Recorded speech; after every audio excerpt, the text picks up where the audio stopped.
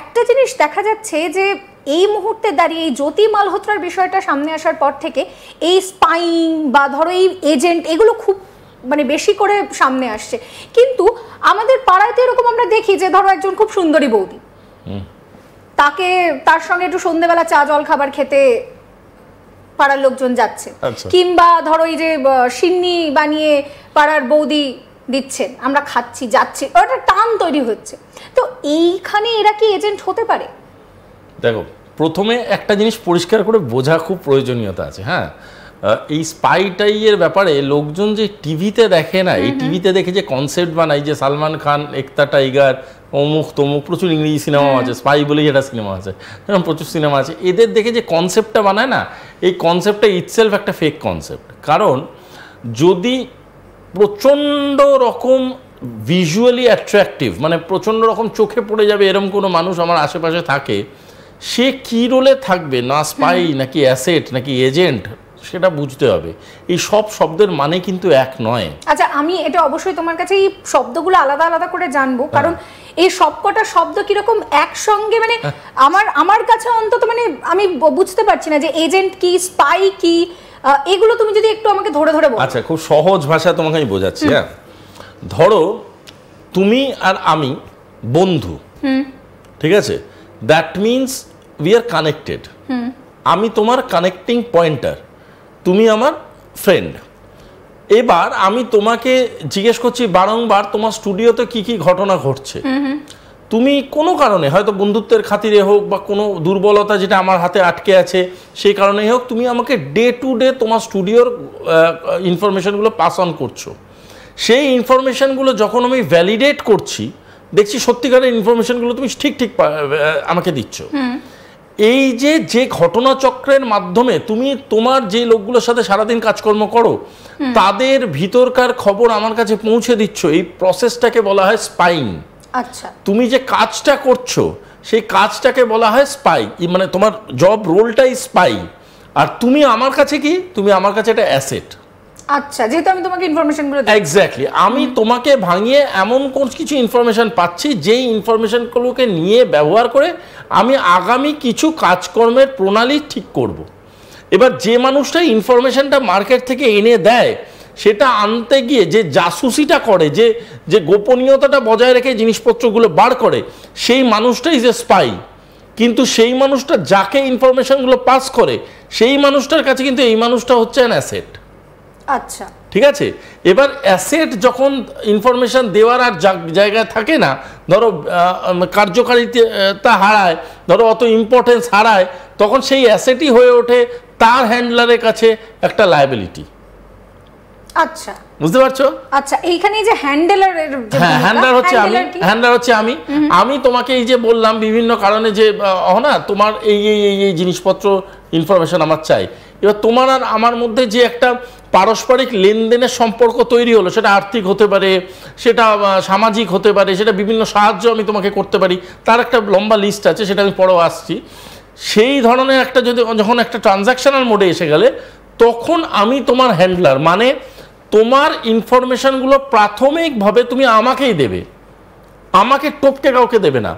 তোমার যদি কোনো অসুবিধা হয় তুমি প্রাথমিকভাবে আমাকেই জানাবে, অন্য কাউকে জানাবে না। হতে পারে আমার 10টা বন্ধুকে তুমি চেনো, but don't talk to them about this, only talk to me, আমার সাথেই তুমি কথা বলবে। আচ্ছা, তাহলে এই জায়গাটাতে দাঁড়িয়ে বিশ্বাসযোগ্যতা বা ক্রেডিবিলিটিটা তো তৈরি করতে হচ্ছে। অফকোর্স। এবং আমি তোমাকে একটা কথা বলছি, এই যে স্পাই নেটওয়ার্ক বা স্পাই এর থিওরি বা অ্যালগরিদম, এটা হচ্ছে মধ্যশিক্ষা পরিষদের মতো, সব স্কুলেই এক, সব দেশেই এক। এবার কে কাকে কত ভালো ট্রেনিং দিল, কে কাকে কত ভালোভাবে বিভিন্ন জিনিসকে অ্যাপ্লাই করতে বললো, তার উপরে স্কুলের কোয়ালিটি নির্ভর করছে। একটা স্কুলে একরকম ফিজিক্স পড়ায়, অন্য স্কুলে অন্যরকম ফিজিক্স পড়ায়।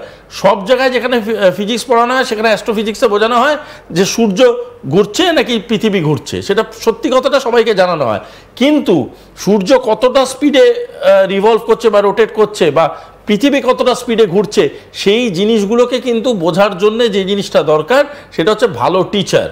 সুতরাং ট্রেনিং যার যেমন আছে, এক্সিকিউশন সে তত ফাইনার এক্সিকিউশনে যাবে।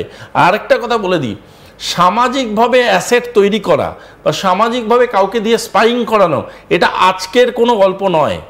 এটা আমরা প্রাগৈতিহাসিক যুগ থেকে, মানে আমি তোমাকে বলছি মানে বিসি সময় থেকে আমরা এগুলো পাচ্ছি, আজকে বলে নয়।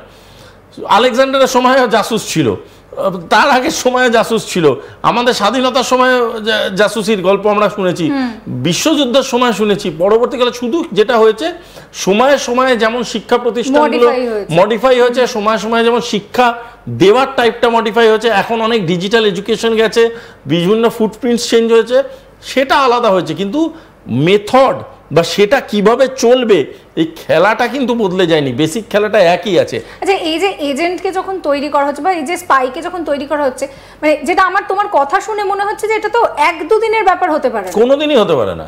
এই প্রসেসটা কি করে হচ্ছে বলছি, দেখো, এটা কোনোদিনই হতে পারে না। ফার্স্ট কথা হচ্ছে আইডেন্টিফিকেশন অফ দি অ্যাসেট, এটা হচ্ছে মোস্ট কমপ্লিকেটেড সিস্টেম। কেন? ধরো আমাকে 5টা অবজেক্টিভ দেওয়া হলো, আমাকে মানে এখানে আমাকে ভেবো না, আমি মানে বোঝানোর জন্য বলছি।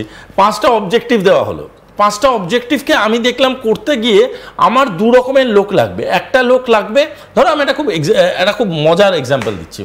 ধরো তোমার বাড়িতে বলা হলো যে তুমি আজ থেকে রান্না করবে।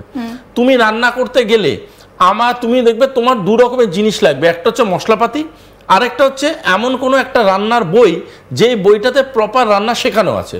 এইবার তুমি করলে কি, তুমি 100টা বই ডাউনলোড করলে ফেসবুক থেকে, সেই ফেসবুক থেকে ডাউনলোড করার পরে তুমি দেখতে থাকবে, গুগল থেকে তুমি দেখতে থাকছো কোন কোন কোন কোন বইগুলোর মধ্যে রান্নাটা সব থেকে সহজ কিন্তু সব থেকে ভালোভাবে শেখানো আছে। সেই বইগুলোকে তুমি শর্ট আউট করলে, সেই বইগুলোকে শর্ট আউট করে দেখলে 3টে বইতে সব থেকে ভালো দেখানো আছে। এবার এই 3টে বইয়ের মধ্যে যে রান্না আছে, এবার দেখবে কোন বইতে বাঙালি রান্নাটা সব থেকে সহজভাবে শেখানো আছে। সেই বইটাকে তুমি পাঠ্যক্রম হিসাবে নিলে, সেখানে যা যা মশলাপাতি লাগবে সেটা এবার তুমি বাজার থেকে জোগাড় করলে, এই দুটোকে কানেক্ট করে তুমি রান্না করা শুরু করলে। আমরা জেনারেলি বলছি, ধরো রিকোয়ারমেন্ট হচ্ছে কোনো মহিলা অ্যাসেট তৈরি করতে হবে, তার বয়স হতে হবে 20 থেকে 25-এর মধ্যে। তাহলে সব থেকে লিউক্রেটিভ জোন কোনটা? কলেজ। কলেজে বিভিন্ন, তাকে সায়েন্সের নলেজ থাকতে হবে, তাহলে লিউক্রেটিভ জোন কোনটা? সায়েন্স কলেজগুলো, বিভিন্ন রকম ইউনিভার্সিটিগুলো। আমি কোনো ভয় দেখাচ্ছি না, আমি জেনারেলি বলছি, এইভাবে এজেন্সি কাজ করে যে সায়েন্স কলেজগুলো, সেখানে ঘুরে ঘুরে বেড়াবে, সেইখানে ঘুরে ঘুরে বেরিয়ে ধরো 50টা মহিলার প্রোফাইল পাওয়া গেল, মহিলার প্রোফাইল পাওয়া গেল। সেই মহিলার 50টা যে প্রোফাইল পাওয়া গেল, এই প্রোফাইলগুলোকে বিভিন্ন রকমভাবে অ্যানালিসিসে ফেলতে হবে, অ্যানালিসিস করে করে দেখতে হবে এর মধ্যেই প্রোফাইলগুলোর মধ্যে সব থেকে পারফেক্ট কে যে এজেন্সির হয়ে কাজ করতে পারবে। তার কারণটা হচ্ছে এই প্রোফাইলগুলোর মধ্যে কেউ কেউ দেখা যাবে যে সায়েন্স নিয়ে পড়ে ঠিকই, কিন্তু ওর অত মাথা নেই। আবার কেউ কেউ দেখা যাবে ট্রিমেন্ডাস মাথা, কিন্তু ওর কোনো রকম শারীরিক প্রবলেম আছে। আবার কেউ কেউ দেখা যাবে যে প্রচণ্ড ভালো মাথা, প্রচণ্ড ভালো বাড়ি, অথচ ওর কোনো একটা অন্যরকম ট্রানজ্যাকশনাল ফেজ আছে।